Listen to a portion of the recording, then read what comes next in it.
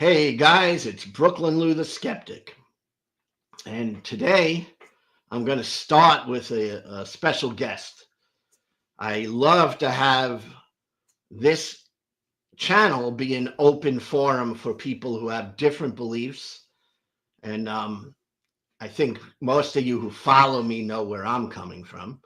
But I like to be open and I like to engage in dialogue because I think that's very important, especially in America today. So I have someone I was talking to, in comments and typing, and that gets kind of complicated, and it doesn't give you enough space really to express yourself freely. So I want to bring on a special guest, and anyone else who wants to join in the comments, please do. All right, my guest today is John Fairweather. So John, come on in. Hey, How are you today? I'm doing very well. All right. So I never have a script. I don't follow a script. All right. Obviously, we were talking about the Trinity was one of the things we were talking about, and basic Christian theology. So if there's anything you want to ask me, shoot. Otherwise, I'll start and I'll ask you a few questions. By all means, you can start with the questions. All right. So we are talking about the existence of God. Mhm. A God, a Christian God. So I think it's kind of natural for me to ask, how long have you believed in this particular Christian God? Well, and it's actually quite a funny story. I was originally raised in a Trinitarian Anglican Christian household, um, but as at a young age, I never really understood it. My mother actually had a few moments where she had to rein me in because I was saying to the pastor, "Well, how's any of this make any sense?" And so for a good portion of my life, I actually did not really understand or believe, I guess, in what would be traditionally Trinitarian Christianity. And that actually led me onto a very odd path of kind of exploring other religious ideas. And after many years of looking through philosophies and theologies, I kind of ended up circling back, maybe just because of like inclinations of when I was a child and made more sense. Uh, but one thing that actually ended up kind of jumping out at me for a while was Islam. And I ended up looking into that, didn't really like it. So, given all my options, I kind of went back and I said, you know what, maybe I need to look more into Christianity and understand what that is. And that ended up leading me through a probably 5 year journey of reading all kinds of different stuff from the Bible to the early church fathers to the ecumenical councils until eventually I kind of landed where I am now, where I feel comfortable attending a Trinitarian church near where I live. And I recently had my daughter baptized. However, my father, he doesn't believe in it, and I respect that. And my wife is also kind of on the fence, and I try not to push her. So, personally speaking, I've probably had this particular belief for probably 6 or 7 years, possibly longer. It could have been instilled from when I was a child, which led me back to it under after going through my little spiritual journey. But I feel comfortable in it now. Can I safely say that then about 6 or 7 years ago, you started taking it more seriously, like Mhm. really diving into it a little more? Oh yeah. Whereas before, I was just kind of going around and talking to friends and family. 6 or 7 years ago, I thought, you know what, let's get into the nitty gritty of this. Let's apply a little bit of that scientific thinking to this and actually look into the evidences and the writings and all of that and review it all. And around that time, I was starting to actually understand it a lot better. So, do you go to a particular church? Are you part of a particular denomination? And Um, when I you baptized your daughter, which congratulations, I'm sure that means a lot to you. But is she infant baptized or was she older? You know, she's only an infant currently, only 10 months. So it was infant baptism. Now, as for my denomination, I kind of went with Anglican only because my uncle, he was an Anglican minister, and that's also the denomination I was baptized into. And there, there's a few things I agree and I disagree with in most denominations. So it's hard to say. It depends on the topic, I guess. but you're not you Anglican is the Church of England, isn't it? Yes, it was Like, created by the guy who kept trying to get more wives, so he kind of made his own church to allow for divorce, which is something I disagree with the Anglican Church is its origin story. and But out of respect for my family, I've decided to just keep going because it's a nearby church and I agree with a lot of what they say.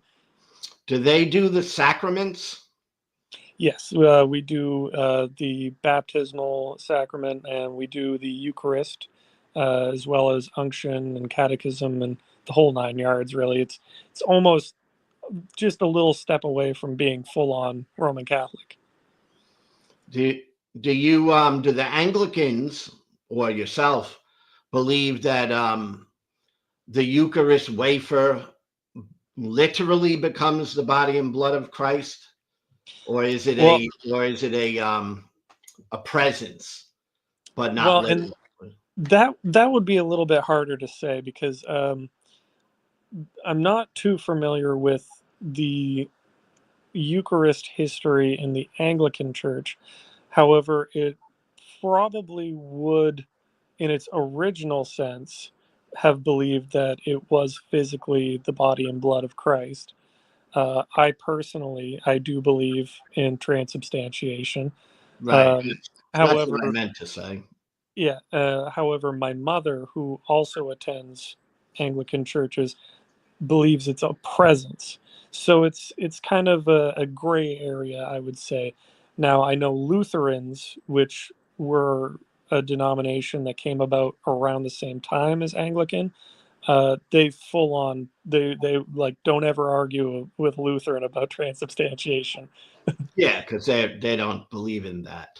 They do actually, and they will They fight do? tooth and nail. Oh yes, they will I fight thought they tooth and nail believed about it. in like what is called the real presence, or you know. Well, yeah, and that's the idea that it's physically becoming body and blood. So they Lutheran does believe that when they take the Eucharist, they are eating the body and blood of Jesus Christ. Oh yes, yeah, I didn't know that. yeah. So anyway, on I know you found me. How did you find me? Just randomly poking around It YouTube? it just kind of I was scrolling through YouTube Shorts and it just kind of came up. Yeah. Now I think the video that you've seen, which I made one night sitting here right at the same place, and I you don't know me well yet, but I smoke a lot of pot. And that night I was smoking pot and I just popped on and made that. All Hey, right.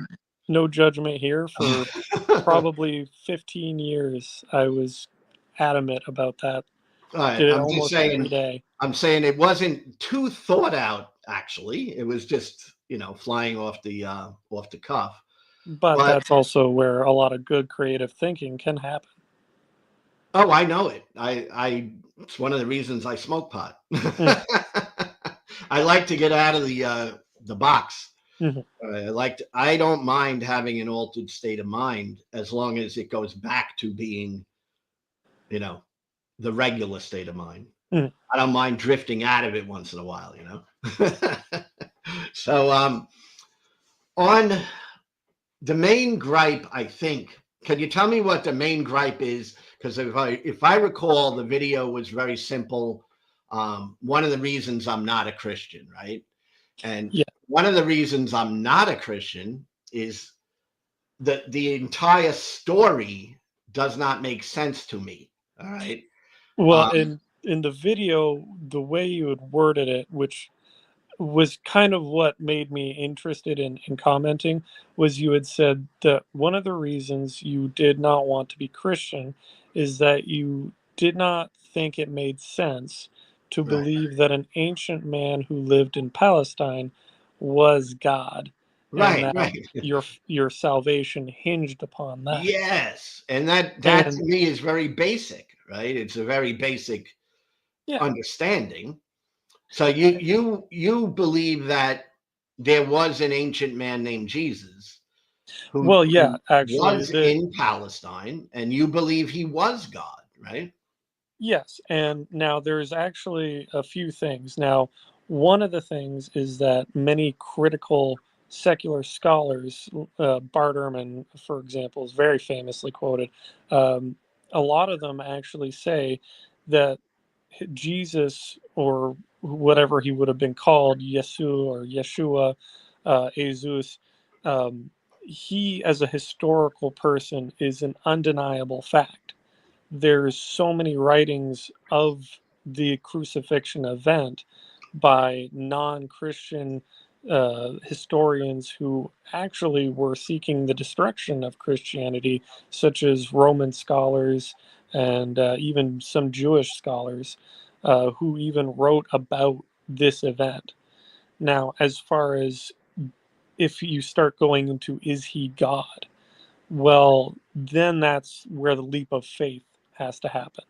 And I will be upfront. There really is no actual way for me to prove one way or the other if this ancient man was actually indeed God in the flesh. Right. That is solely a leap of faith. Now, Okay. I And took that leap I of faith. appreciate that because that to me distinguishes you from many other people I talk to. All Yeah, right. And many other people I talk to say they know for a fact that occurred and that yeah, he was indeed God. When I made that video, I wasn't even thinking about whether or not he was a real guy. I have always tended to think he was a real guy, mhm. right? But that itself is not undebatable. There are people who say he was not a real guy, that it Oh, for was sure. mythological and legendary. So, but I've always kind of tended to think he was a real guy. Mm. Now, the jump from being a real guy to a god to me is where the big difference comes, right? It's not, I mean, I think anybody could believe pretty reasonably that there could have been a real guy named Jesus, right? Yeah. I mean, I think most people would say that doesn't seem unusual, right? There could have been a guy with this name. Um, the thing is, when you go to being a god,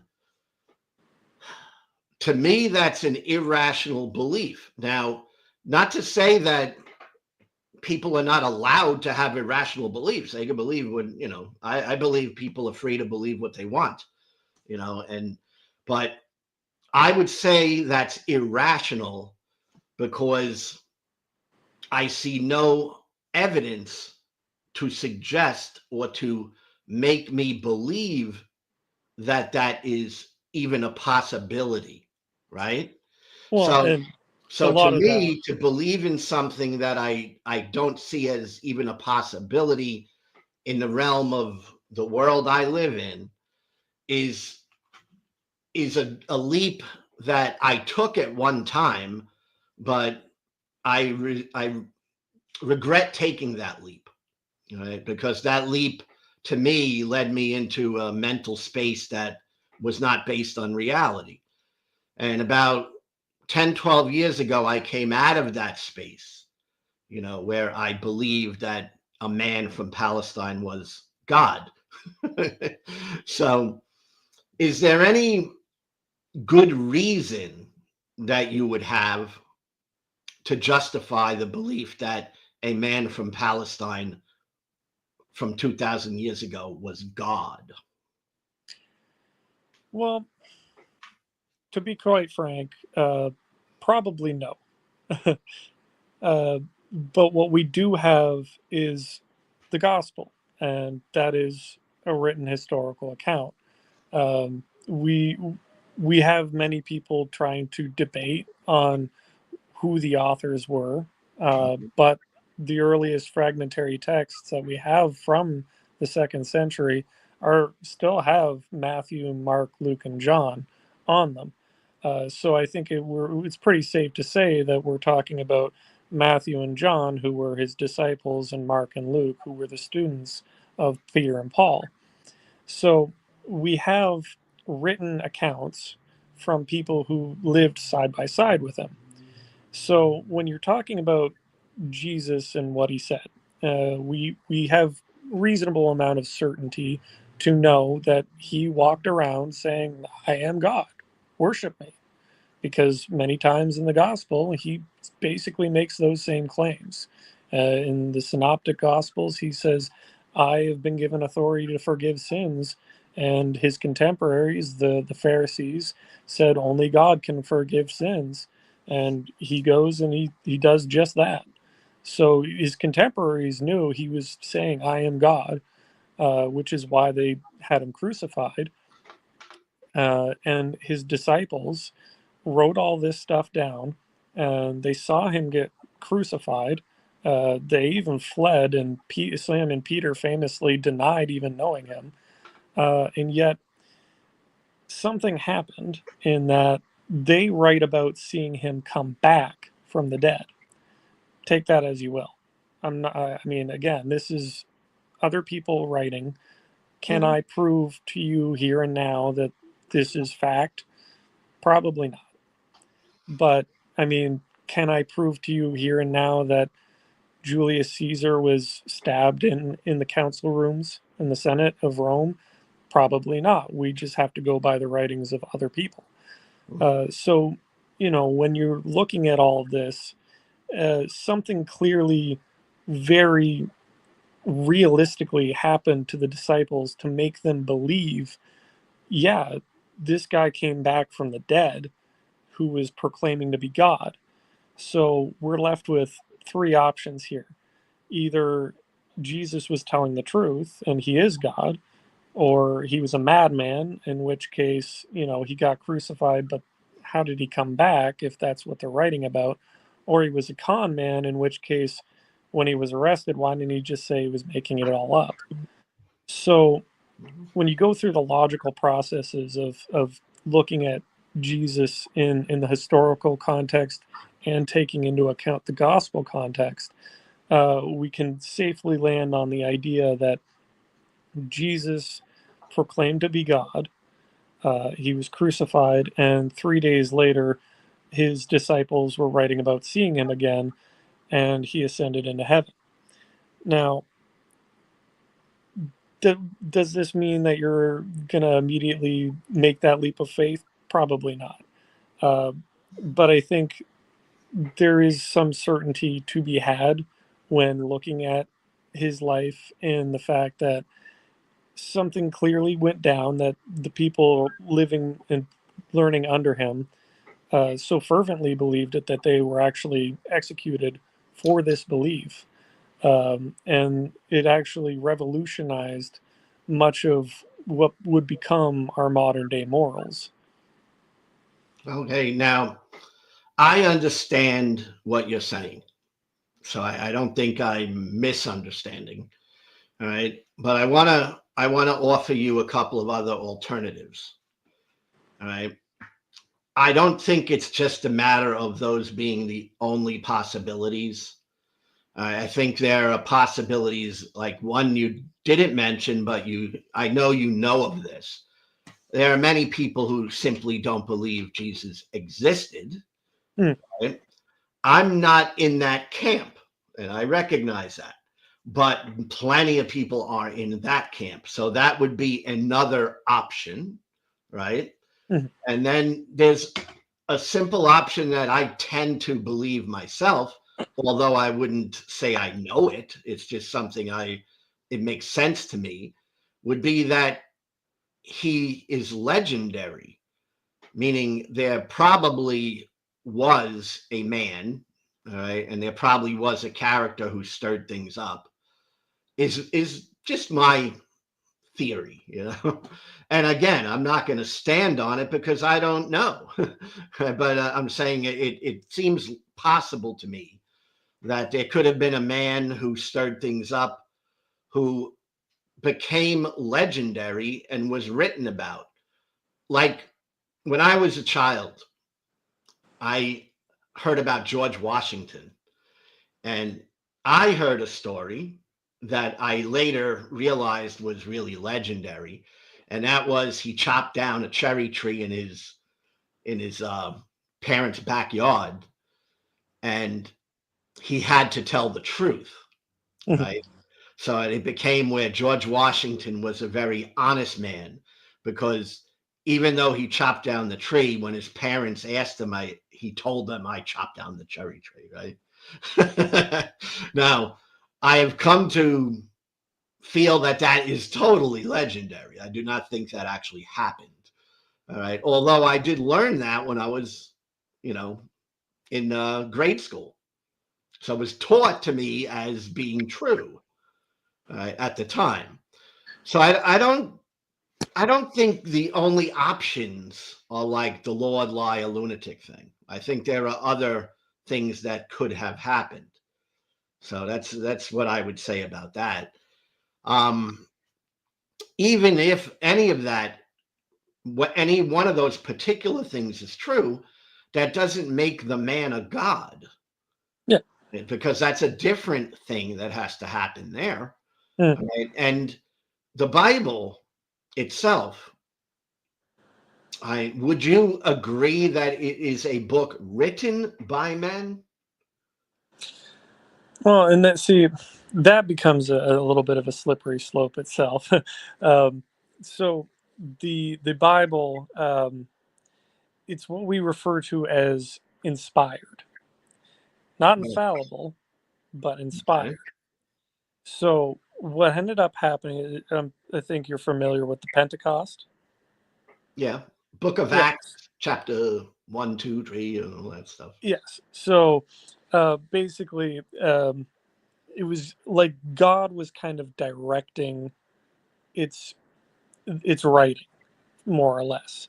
Now, this was also still men, so they couldn't like explain the whole universe, for example, because at that point they weren't ready to comprehend those things. So what ended up happening was they were inspired to write everything that happened as accurately as it could happen and give as much detail as they could. And from there, then we end up with the slippery slope of the ecumenical councils and the canonization. Hmm. So, one of the things that kind of has to be looked at is the chain of apostolic succession. And the canon that we have in our current Bible was actually set up much later than when these people lived. And many people point to that as being, well, hey, look, your book could have been altered. And when you look at the chain of apostolic succession, you start to see a little bit of an assurance that these things were preserved through oral tradition before finally becoming what we have as the Bible. Now, when you're speaking about a book before the printing press, and you have to have scribes copying down every single letter page by page. There is some discrepancies that are going to happen, especially if you have to translate from Koine Greek into Latin and etc. into English and Dutch. So yeah, there could be an argument that over time the Bible has lost a little bit of itself. However, I mean, I'd say we're 99% sure of what was in the original texts because we have, the Codex Sinaiticus, which is a 4th century manuscript written in Koine Greek that we can compare to, and it's the same New Testament canon that we have today, and it says almost word for word the same thing. Well, I don't disagree with the idea that the Bible that we read today is all that much different than the Bible they might have had, let's say, 1,700 years from now, from now, before. Mhm. I don't think it's necessarily all too much different.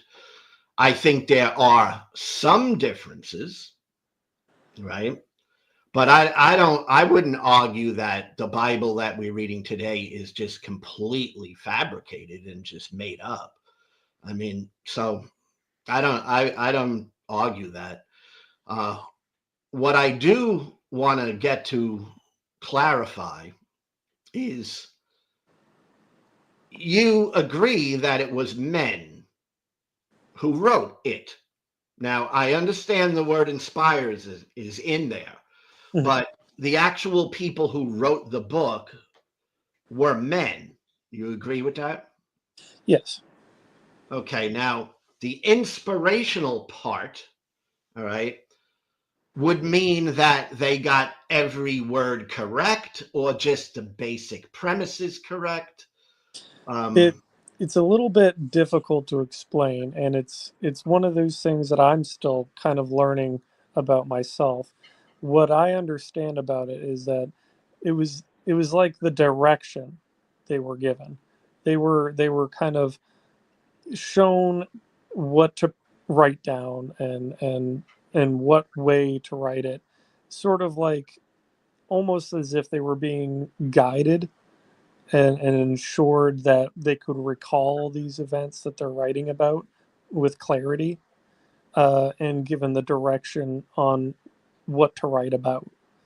Uh, but again, you're right. It's written by men, and the reason I do say that is because we don't find miraculous scientific stuff that an all-knowing creator God should reveal. If it's directly from them, right? Why didn't he tell us? The Earth is rotating around the sun. That would have been revolutionary and undeniable proof this was written by something far greater than men, and we don't see that. well, So I think there's a lot packed into the word inspiration, right? yes, I think yes, you agree with that. it I mean, is.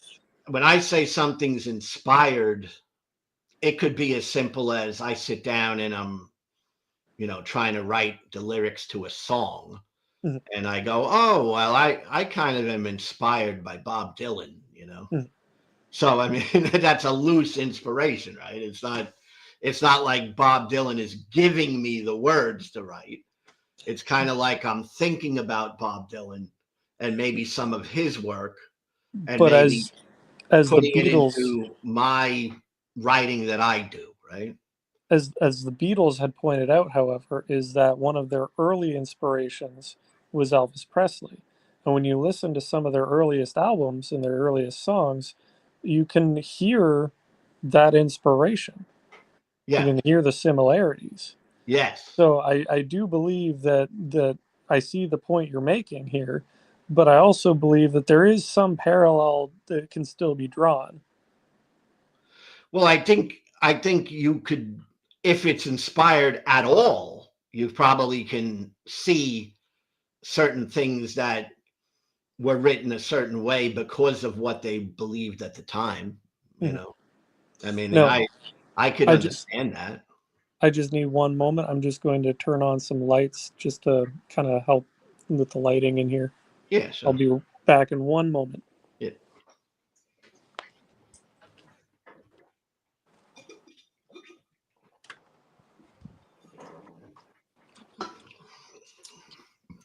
Okay, so that's a little bit better. Not as Good. gloomy. Good.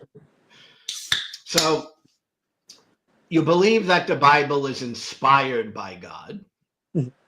I think you probably go a little, it probably inspired more than me writing my song thinking about Bob Dylan songs, right? Exactly. Probably a little further than that. Yeah. Okay.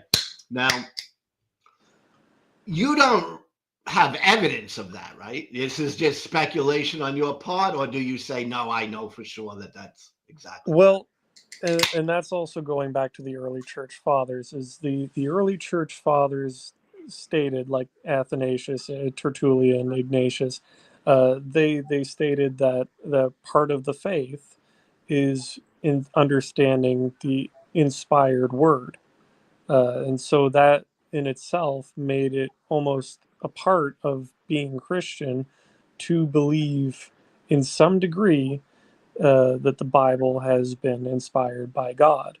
Now, some denominations go as far as to say that the word is infallible, Yeah. meaning that there's inerrant Bible. Yeah. I don't really think in the inerrancy, oh, the inerrancy of the Bible, I because mean, there are some that's errors here and there. demonstrably, provably not inerrant. Exactly. And However, the inspiration can still be had yeah, when you take into account that it was still written through men's hands, and yeah, that because of that we see inerrancy or yes. errors. But would you agree that when we're talking about inspiration, we're talking about a rather abstract thing? I mean, like I if mean, God wrote a book, not saying that, I know you don't believe this, but some people believe in other religions that God took a stone and wrote stuff and then gave it to people, right? a So, good example actually is in Islam. Uh, the Quran is the how do you say it? Kamatala, the word of Allah. yes, And so, what they believe in Islam is that the angel Jibreel came and gave the Prophet Muhammad the Quran in Revelations, and that it was the direct speech of Allah. I personally do not believe in that at all, one bit, because I'm not a Muslim, but for other reasons as well, moral quandaries and stuff that I had when I was looking into Islam early on. But it's going to your point that there are many beliefs that believe that it is direct with no meddling whatsoever, and like to this the day, Mormon faith, they believe that they got tablets right, the that the were gold the handed. golden tablets, yes. Yeah, and those were not written by Joseph Smith. I He he I'm not too supposedly familiar. received them. Yeah, I'm not too Uh, familiar, but I believe it was he was directed by an angel and found Yes, them in a he cave, found I these believe. tablets that are supposed to be the words of God. Yes. So that I'm just trying to distinguish these different ideas, right? Yeah. So So, so for your for idea me, is there's inspiration. yes. Now, as a skeptical person, I'm left with like, okay. It's like, I don't know. It doesn't amount to much to me. Now, I know when you're faithful, when I say that, I don't want you to take that as an insult No. because I understand when you're faithful, that's the world to you, you know what I'm Well, saying? But I mean but for that's what. me, it doesn't even mean much. This was inspired, you Mhm. know. And it doesn't amount to a whole lot for a skeptical person. All right. And that's why I've been upfront from the start that I probably can't prove the existence of God or why Well, I here's have the faith. thing, John. I don't think you can prove God. No. I don't personally think anybody could. All right. I don't believe that that's possible. All right. So I would not expect you to be able to prove God. I think apologists that try to prove God are really just barking up the wrong tree, because it's really not going to work. That's how I see it anyway, you know. I And mean, the I best respect argument I could, someone who could say, this is what I believe and it's important to me. And, I get a lot of value out of this. All of that, man, I respect that. All right. I respect that fully. So I might be different than some atheists out there who might not respect that. I mean, I respect that. Right. I've had some rather gloomy conversations with what I would call anti-theists, people Yeah. who would absolutely vehemently go against any kind of belief at all and will argument all day long about it. Well, I think the only real argument that could be said is the classic Pascal's wager, which is one I brought up in our yeah. comments. Yeah. That if you're looking at it almost mathematically, right, and you live your life religiously, but there is nothing after death, you just add a zero. Yeah. Or you don't live your life religiously and there's nothing after death, you're at a zero. But Yeah. if you live your life religiously and you're right, you're at a +1. Yeah. But if you don't live your life religiously and there's something after death, you could be at a -1. Hmm. And now that doesn't actually prove Christianity at No. all, but No. it's what got me interested in exploring my faith a little bit more to begin with, and it seems to be a reasonable enough opening argument to anyone I find kind of critiquing theology. Is I mean, if you're right and I'm wrong, uh, we just kind of both wind up in the same place, so to say. Whereas if I'm right and you're wrong, well, I mean, it's a big difference. So Yeah. I'm just kind of I Yeah. kind of And go and by I that. think certain people might react to that. Mm, All right. I'm not one who would react to that, mm, because I literally don't believe. So if you don't believe something, I don't, it's like saying, well, I actually trust my own thoughts. Like, and I could be wrong, but I'm willing to pay the price if I'm wrong. yeah, It's like, I don't worry all that much about what would happen if there is a God. All right. If there is a God, to me, I would pass away and I'd come to this thing called God, and he might be mad at me. He might not. Maybe he's a little different than some people think. So I don't know. I don't know what would happen, but I'm not going to worry about it. So for me, I'm not worried about it. you know. Now, I find it like weird, I might say, that Christianity and Islam and some of these big major religions appeal to fear to try to make people believe it. Like, the appeal to fear is not something that is attractive to me. It's not something that is a positive, and I don't get it. It's like, you might be able to scare me into the kingdom. It's like, okay. So the appeal to fear for me, when I go really into it mentally, seems to be a weakness to me with these religions. Because if they were really true, why would they have to appeal to fear? Like, well, you're going to be in trouble, because that's part of what I was trying to say, the belief, yeah. like putting this, if there is a God, and that God put all of this emphasis on what you believe, that would be weird to me.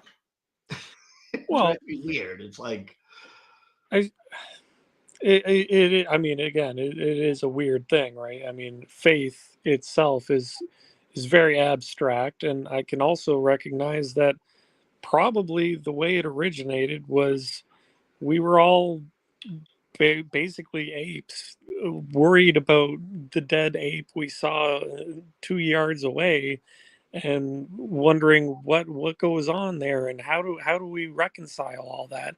And the best way to calm a panicking ape down is to give it some kind of hope. Um, and so I can recognize the anthropological implications on how religion could have started. Is that apes, like ourselves, saw that death came for everything, and it could happen at any time. So what goes on there? And from there we can see many religions arise. I mean, Hinduism is so ancient and nobody even really knows how it started.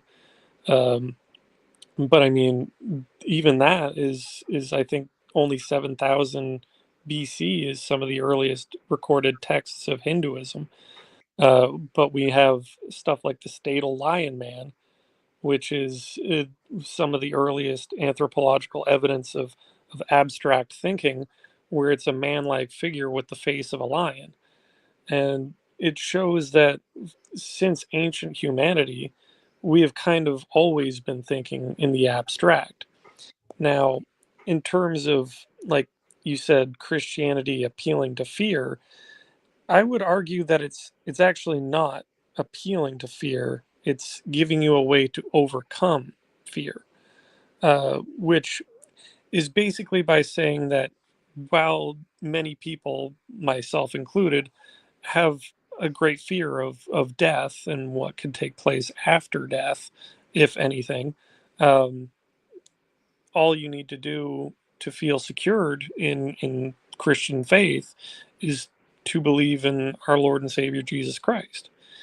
That appealed to me greatly because I look at some of the other belief systems I looked into, and a lot of it was very esoteric, dualistic stuff. I mean, some of it just seemed to be a burden, really. And people can say what they will. I mean, maybe I'm taking the easiest route, but I feel Christianity gave me a kind of this confidence to head in to the right direction without fear. Now, I can understand that, but it's not applicable to all people. Exactly. All right. Um, I don't have a fear of death. Mhm. All right. I'm not looking forward to heaven. All right. I'm not scared of hell. So the fear factor just is not something that appeals to me whatsoever. Maybe that's why I said what I said. It is for me, it doesn't do anything. All right. Let me tell you why I'm not scared of death. Okay? I understand a Christian might not be scared of death because they believe they're saved and they're really not going to die, right? They're just going to transition to somewhere else. All right. But I actually think death is final. Mm. Right now, I'm not scared of finality. Right. I'm not scared of non existence.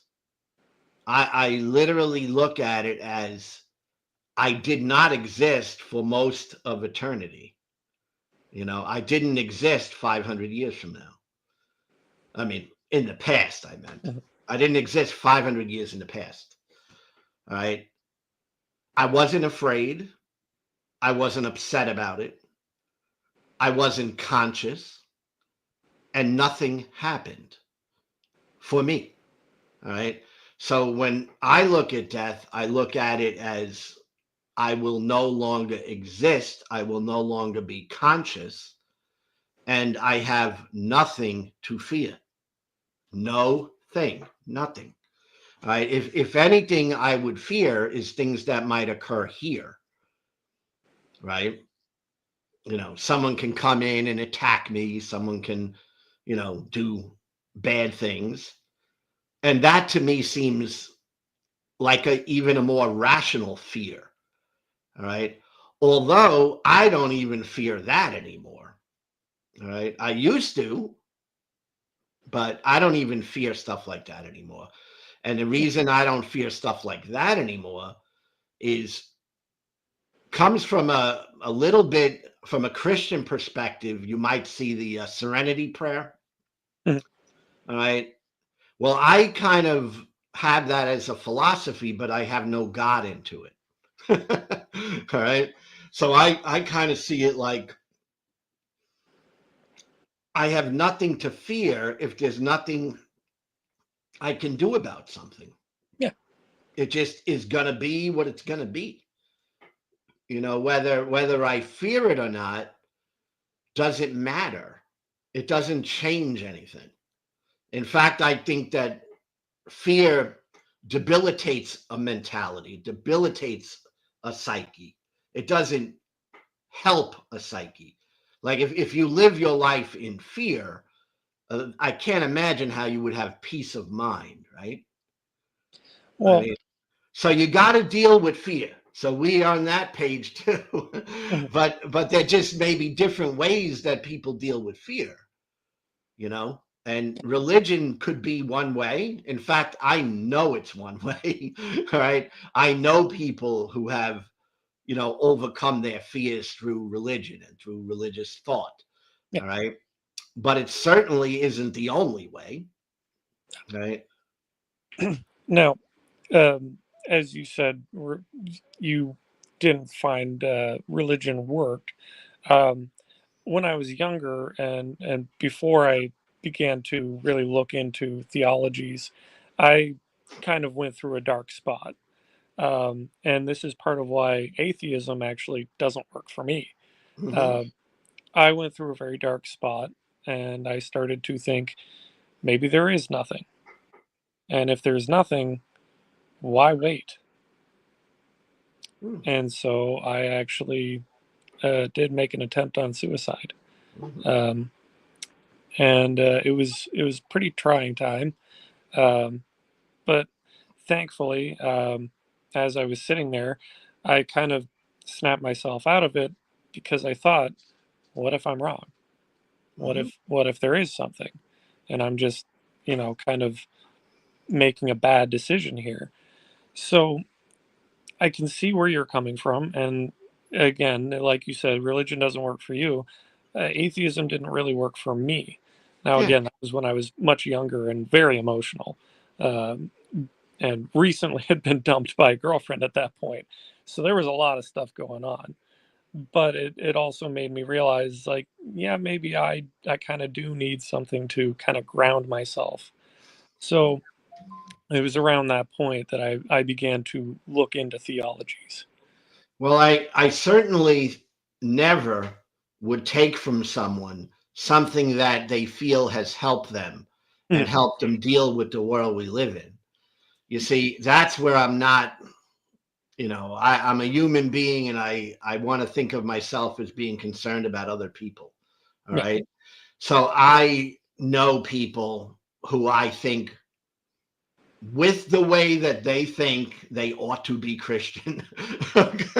Because I actually think, boy, if they weren't, they could have some problems here. All right. But that still doesn't address whether it's true or not. exactly.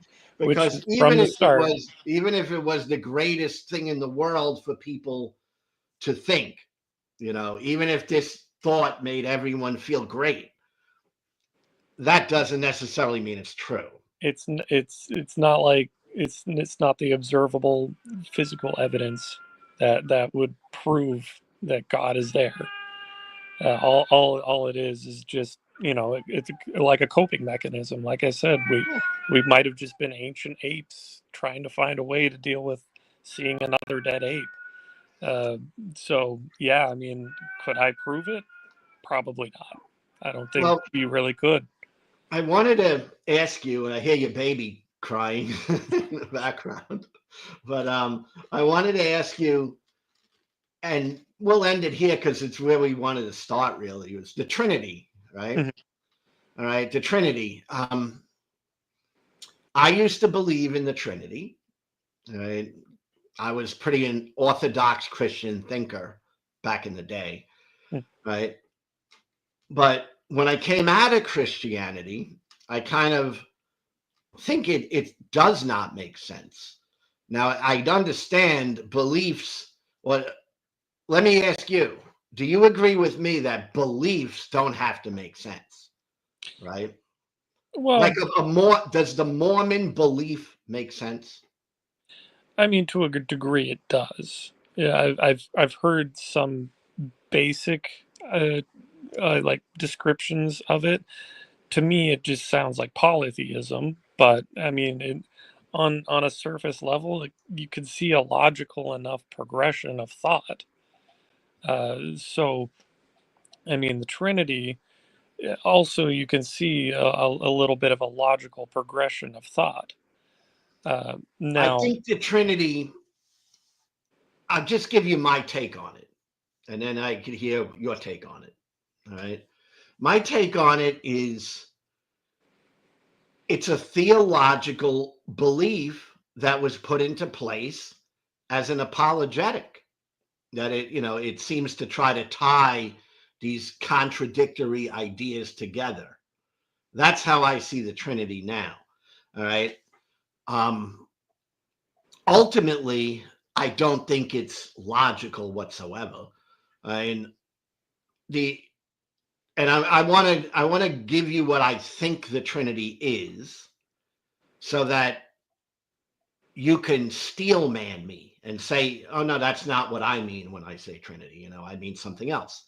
But what I mean when I say Trinity, I mean the idea that there is one God, okay, and that God comes out of the Old Testament, right? Jehovah, Yahweh, and that God, um, the Jewish people would know as, they would say Shema, Shema.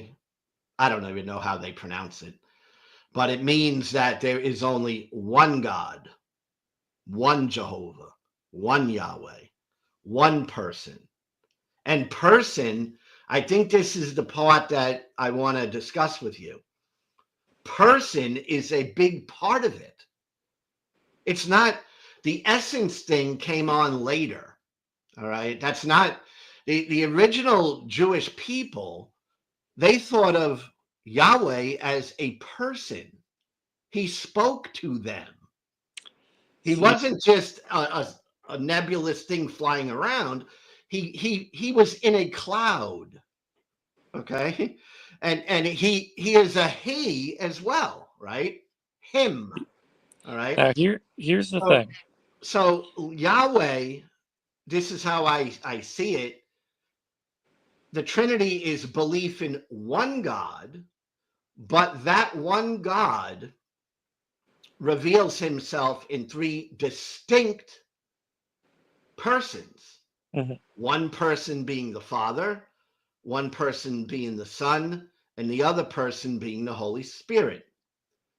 Three persons, one God, right? So that's how I think of the Trinity. And to me, that is illogical, even on the basis of math. Just mathematically, it's illogical. Well, uh, not to be a little bit too smug, I guess. Um, what's one times one times one? One. Three ones equaling one? One times one times one. Yes, but you're talking about what we're doing is when you say times. But what would be one plus one plus one? Well, again, that would be adding them. See, we Yeah. have one times one, which is the Father who begets the Son, and from them proceeds the Spirit. Okay, but is is the Father, Son, and the Holy Ghost distinct persons? Yes, Okay, so if we can establish that, all right, how many persons are there? there's three. Okay, that's what I mean by it doesn't make mathematical sense. We have three persons, and then we're told it's one person. That's where I lose it. Now, again, we are talking about an incredibly vast being, and I mentioned this to you earlier. Is that the singularity of a black hole? If you look at that, it's a single dimension in the black hole, but it's existing in three-dimensional space. And the black hole is a four-dimensional object. It's space and time. But when you get down to that singularity, mathematics just kind of fall apart. So Well, when we I think mean, about it's kind of that, a claim, but I don't know that if mathematics falls apart. I double checked, and so far they seem to say that when you place these models into the extremes, the mathematics kind of fall apart when you're talking about the singularity of a black hole because it's so vast. Doesn't mean that they don't exist. It just means that we can't really comprehend it. Now, the Trinity is complex because of the fact that we are talking about a God that supersedes all understanding and logic, as we would discuss it. Um, I mean, Tertullian, I'll just have to grab my note.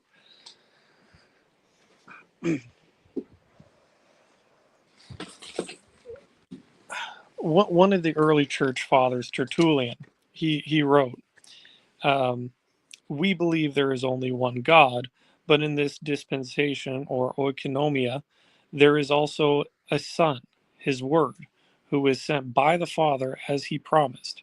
And at that same time, the mystery of the oikonomia is safeguarded, for the unity is distributed in a Trinity, placed in order: the Father, Son, and Spirit.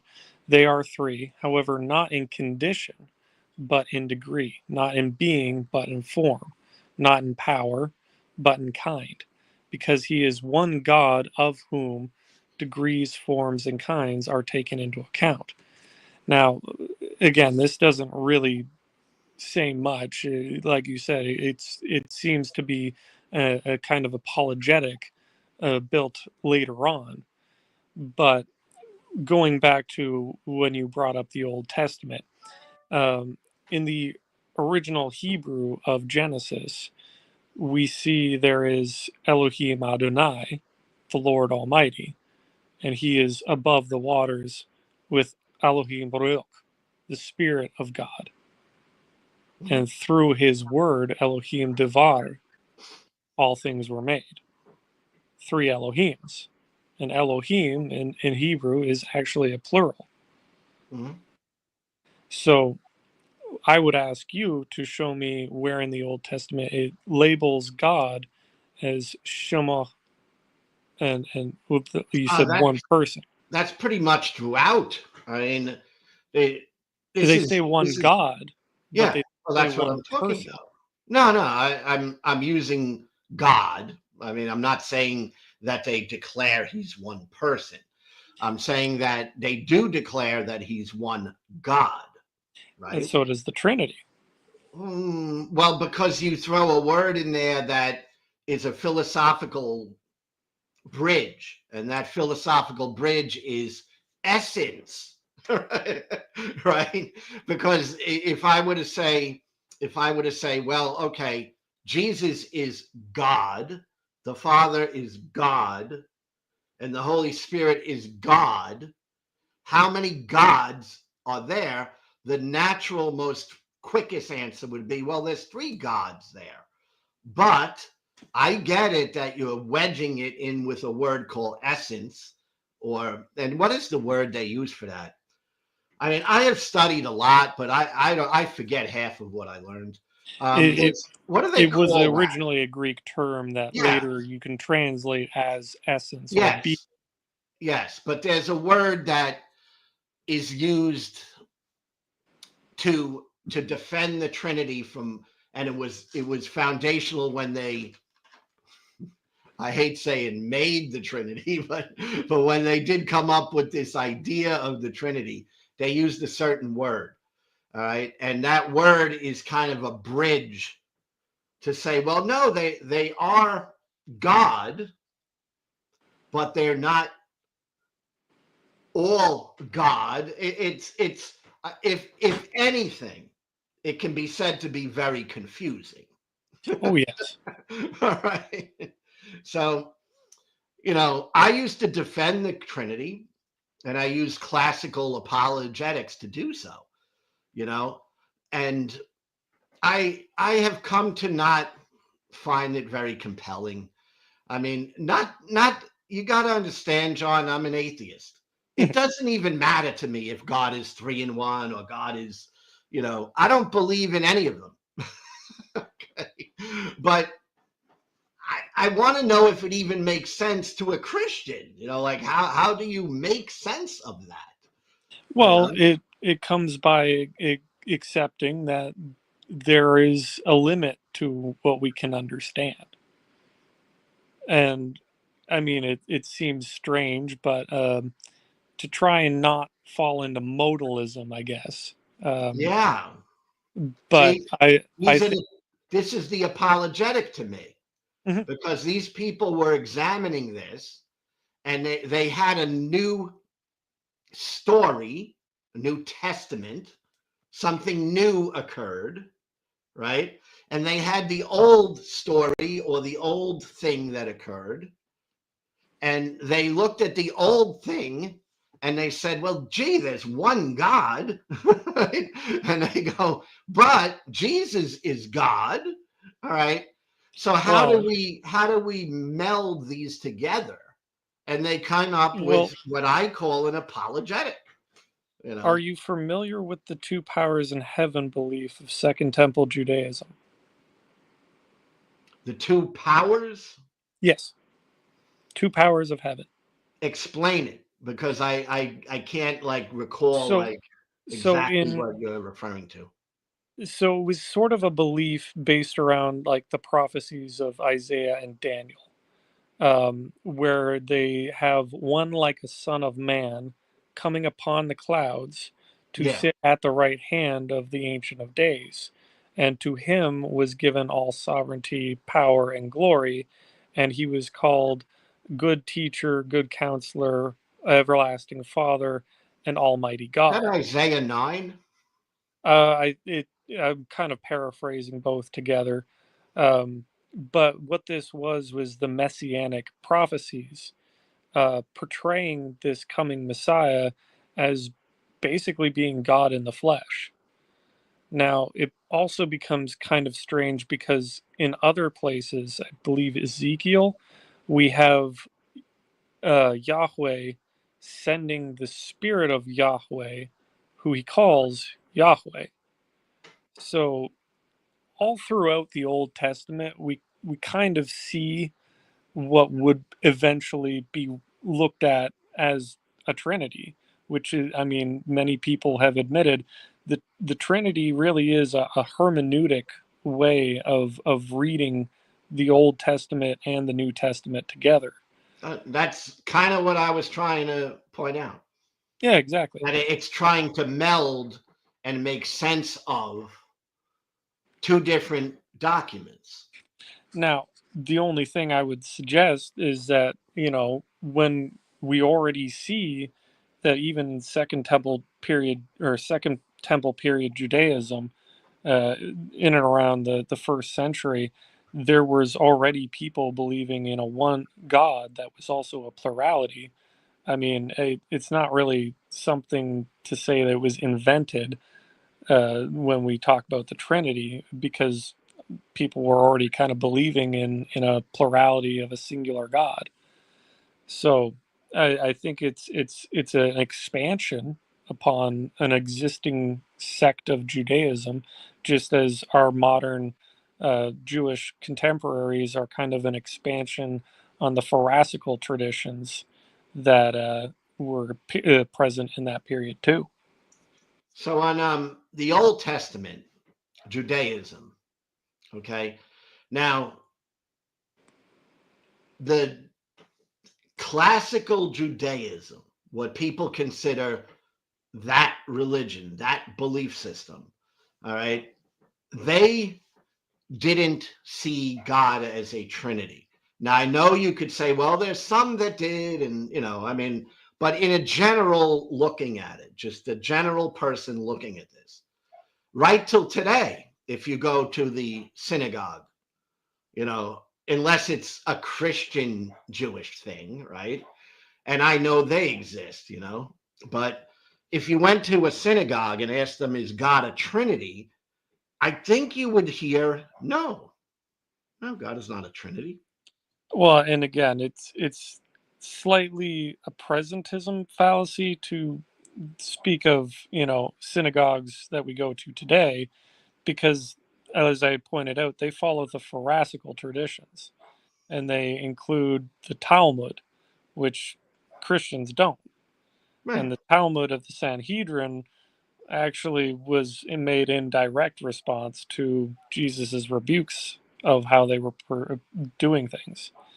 Right. Now, in when you think of like classical Judaism, which I think it would be better to call it Yahwehism, because when we think of Judaism, we immediately think of like modern day rabbinical, Pharisaical Judaism.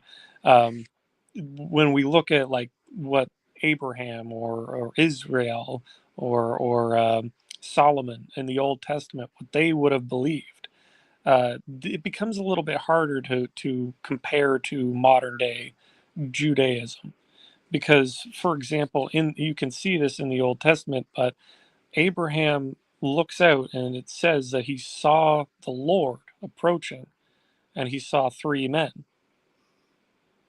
Now, I mean, if you say to a Jew, "What's this mean?" They'll say, "Oh, that's God and his two angels." But then, who is the angel that Jacob wrestled?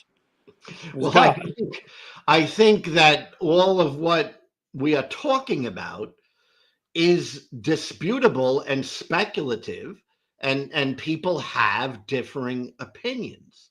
Oh yeah. And that's it. And that to me doesn't sit well. If God really wanted me, speaking for myself, if he wanted me to really understand him, why would he give me a bunch of speculations by men?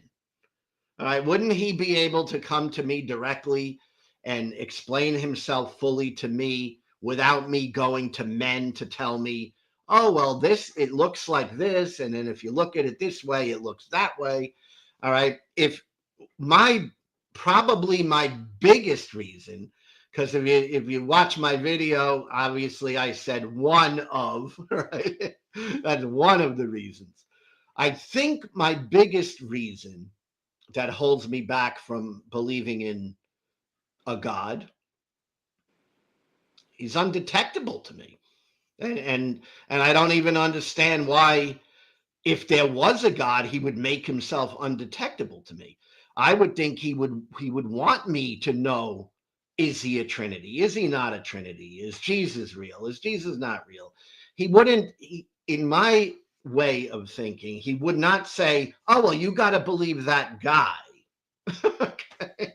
All right. I think he would be directly in my life, speaking directly to me. All right. And not through a book. This is why I'm an atheist. I'm giving you reasons why I'm an atheist. Mhm. I don't think he would speak to me through a book.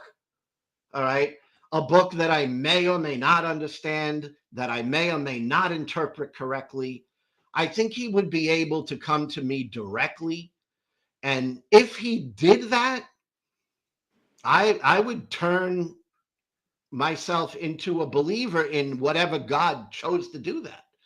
And yes, if it was Allah who did that, I'd probably become a Muslim. And if it was Vishnu who did that, I'd probably become a Hindu. All Oh right. yeah. But I don't have any gods doing that. All right. Y- All I actually have is people speaking about a God. That's all I have. And and that is not good enough for me anymore.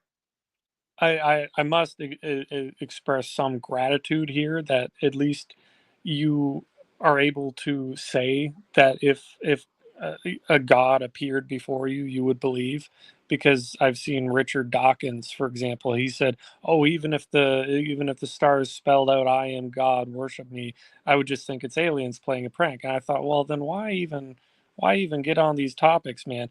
But at least you can say, like, if you had something so beyond reality and so beyond comprehension, you would believe. And I express my gratitude for that.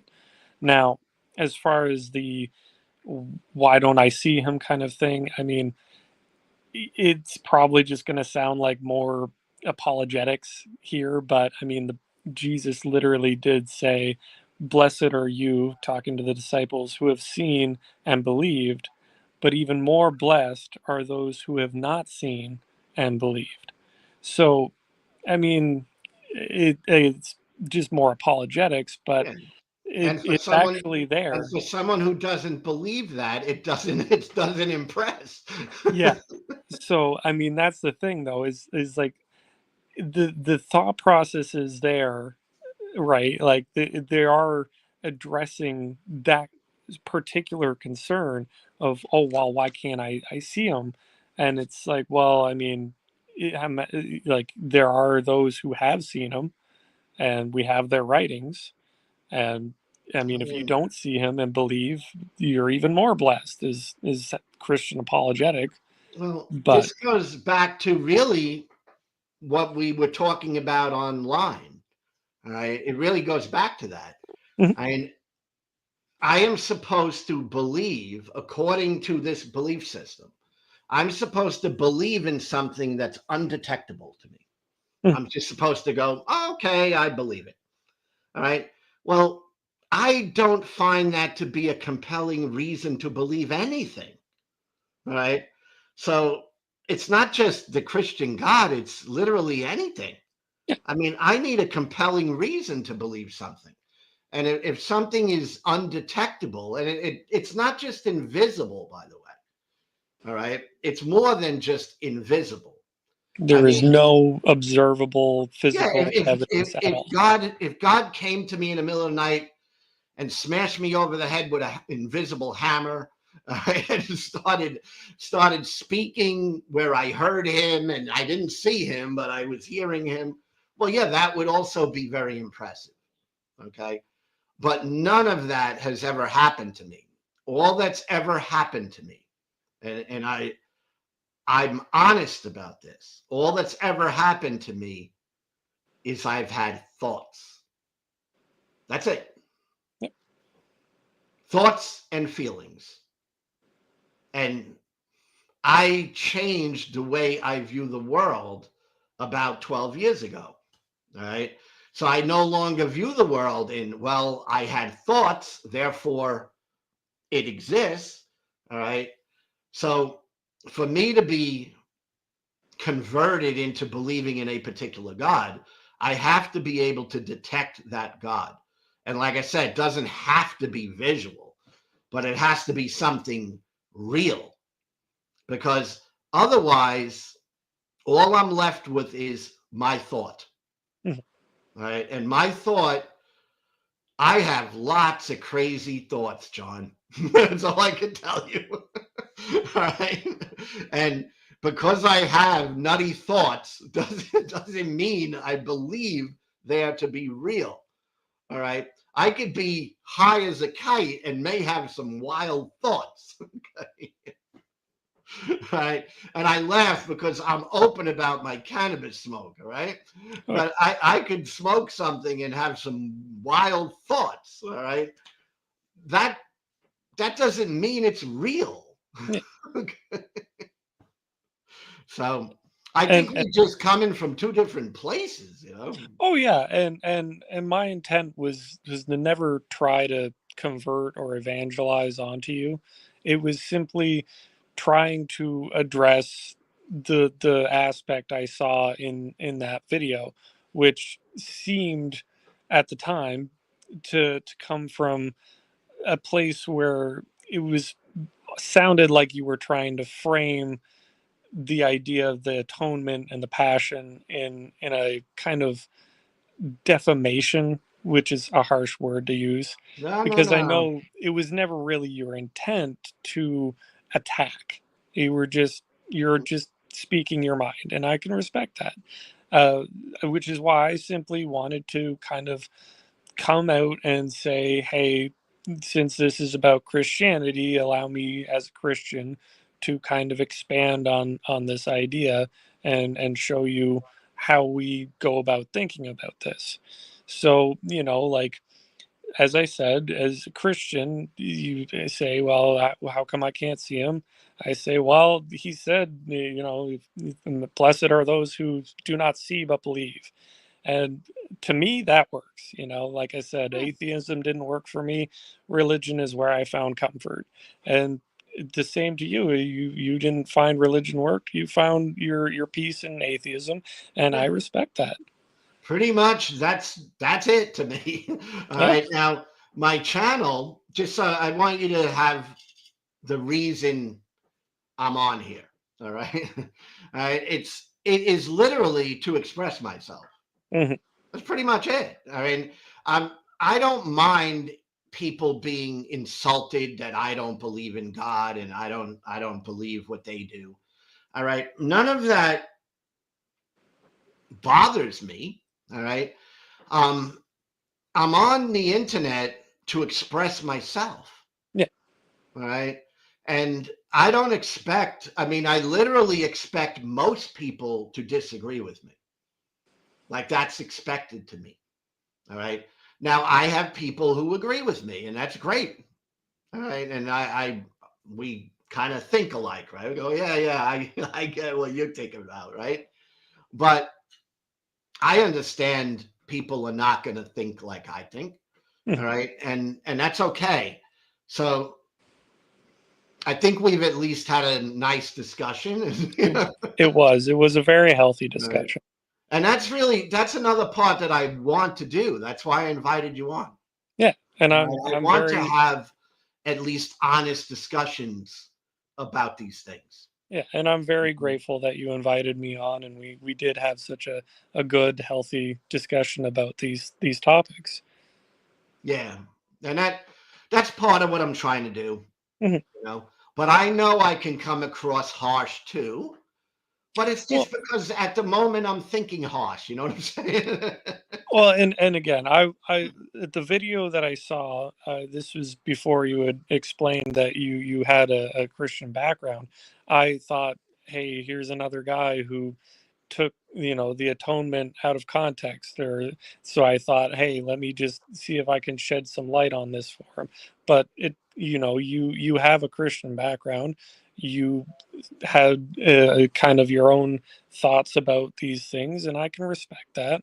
My father is the same, and that he also was raised in a Christian background, and later didn't really buy into it anymore. He didn't think it made any sense. Yeah, your he, father and I are similar in that way. Yeah, yeah.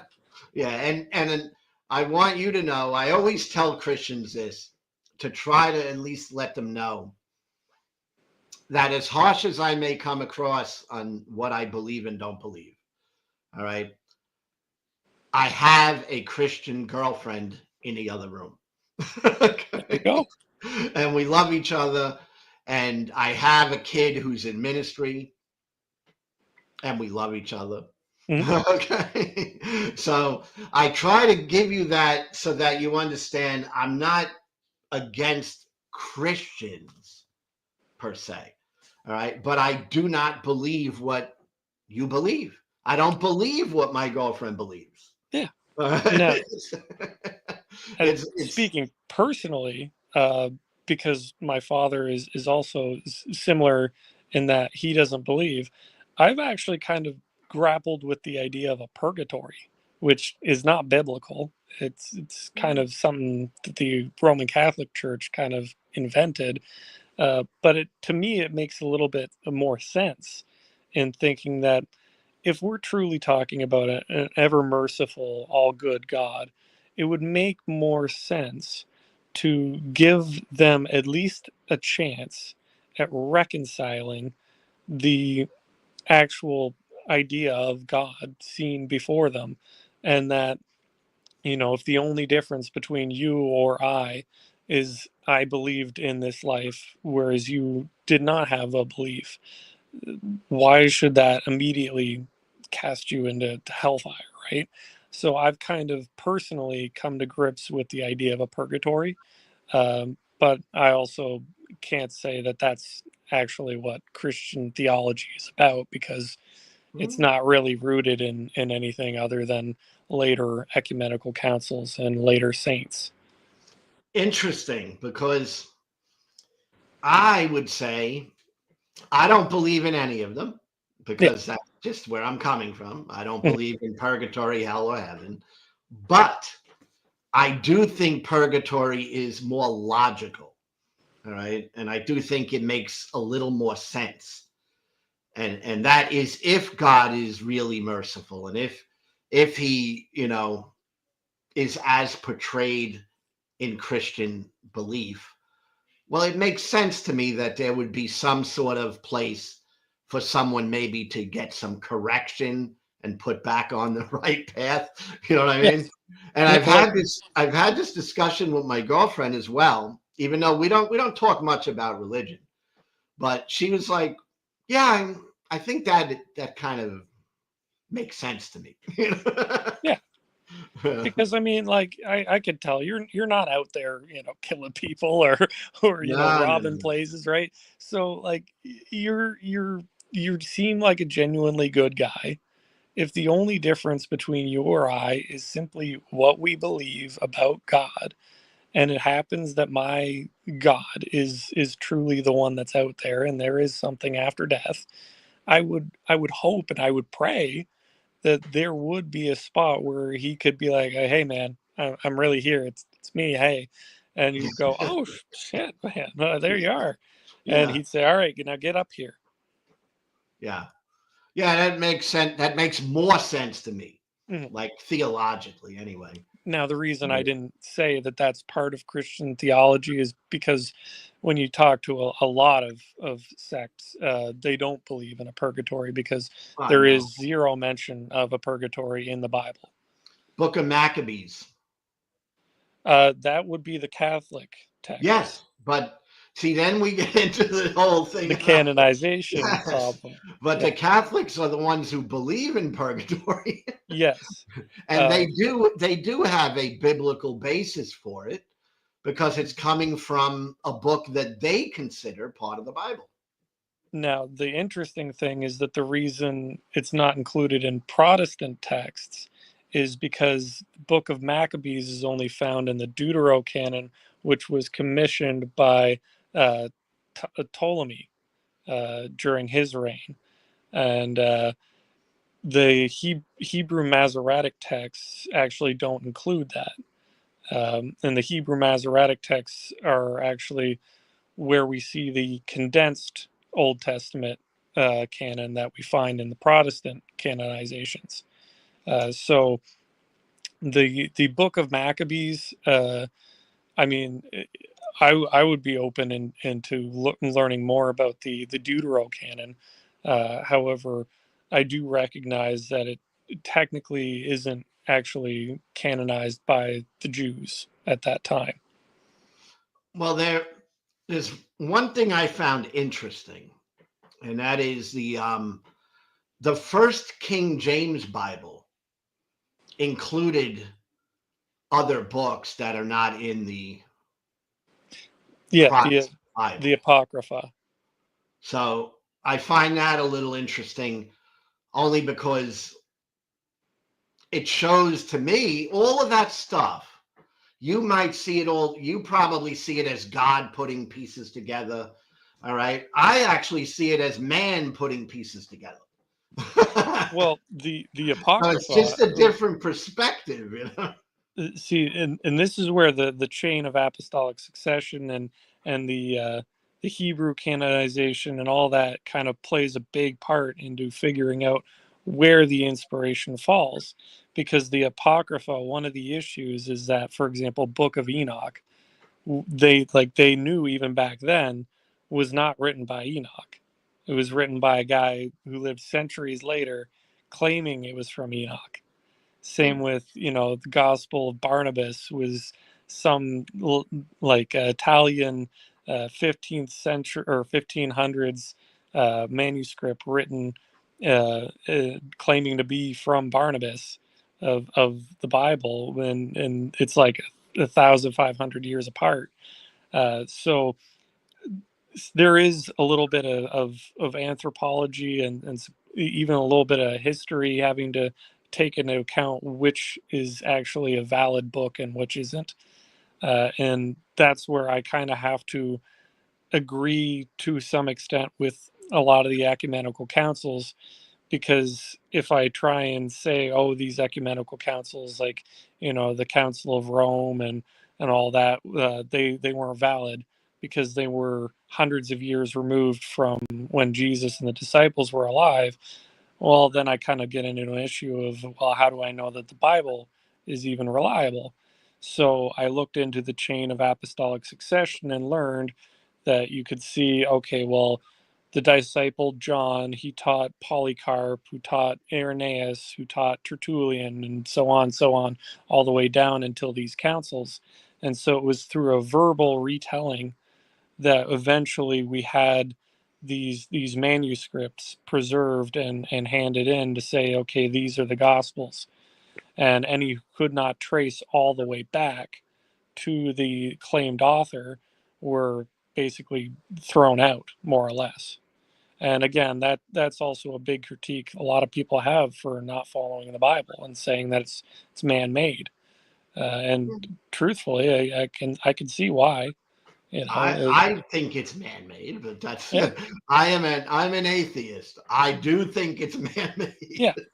Now, and again, this is part of why I say it's inspired, because there was the direction being given to have the true ones revealed and the false ones weeded out. But again, that goes hand in hand with the leap of faith of even believing Jesus is God. But So, there is a lot of faith in there. oh yeah, There's a lot of, you know, I'm going to believe this. mhm, And when you and I don't think you'll ever even be where I'm at, but there came a point in my life where I was tired of that. I just wanted to know what I thought was true, and yes, there are all kinds of possibilities. This might have happened. Maybe the Protestants got it right. Maybe the Catholics got it right. I mean, yeah. I mean, I just got to a point where I'm like, I don't think any of them got it right. And that's why I am where I am. yeah, that I can respect that. I mean, so pretty much what happened with my dad. He kind of just fell out of even believing in it, because he kind of saw organized church and religions as kind of just being too greedy in his eyes. A very bad story that I really can't even believe a church would even do this is that they were demanding that my mother pay them money for a card to show she was a member of that church. And because she didn't buy that card, they refused to baptize me as a baby. And it was around that point my dad I goes, could "What see the that, fuck?" John. So I don't even blame him, because I look at that, I'm like, what? That wasn't even that's straight, that's like hypocrisy. And like, I was even shocked to hear about it. And later on, it turns out that, yeah, they weren't really teaching the right things. They were doing all the stuff that was warned not to do. And now I found a church I agree with, thankfully. And I didn't have to buy a card to get my daughter baptized, thankfully. And Hey, and listen, John, it's been a pleasure talking to you. and All it's right. been a great And I time. appreciate you actually coming on. A lot of Uh, people I ask to come on and they won't. And I understand, being on a camera is a little weird. And I'm not a camera person. So I have gotten more used to being on camera through YouTube. yeah, But I'm not a public speaker. And by the way, I have a high school education, so I'm not sitting here saying I know everything. All right. But because I have a high school education doesn't mean I haven't read stuff. Exactly. Exactly. I mean, I've done a lot of homework on this stuff, Yeah. but I never went to college, you know? And truthfully, I only have a high school diploma myself. I mean, we're kind of on an even playing field here, and it was great speaking with you. I honestly I enjoyed this time a lot. I was nervous at first, but you genuinely seemed like a really nice guy, and I thought, hey, I should at least try this at once because I've thought about doing lives, never have, and you offered, and I thought, you know what? Why not? He seems like a decent enough guy. I'm gonna try it. I'm And I glad you thank you came for on, having me and on. I also think you express yourself very well. Oh, So, and all you right. did as well. But I'm getting a little used to it. So Yeah. I appreciate you. Thanks for coming on, and Thank you for having me. feel free to stop by. Don't get insulted on any crazy things I say. Hey, no worries. All right. Thank you, man. Thank you. God bless. Bye bye. Bye. Well, that was wonderful. Anyone in the chat want to come on and chat about anything? You're welcome. BPW74. Atheism is made up nonsense. Well, that's great, but you want to come on and talk about it, free to do so. If not, I'm going to wait a minute or so and cut out.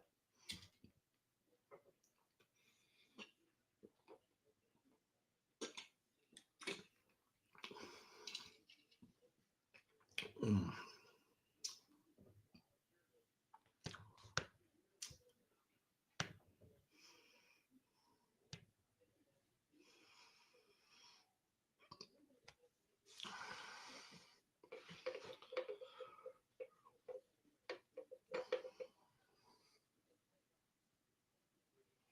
All right. Well, have a good night. If anyone comes across this video online, please like, comment, even if you disagree, and subscribe. And have a good night to everyone. Bye.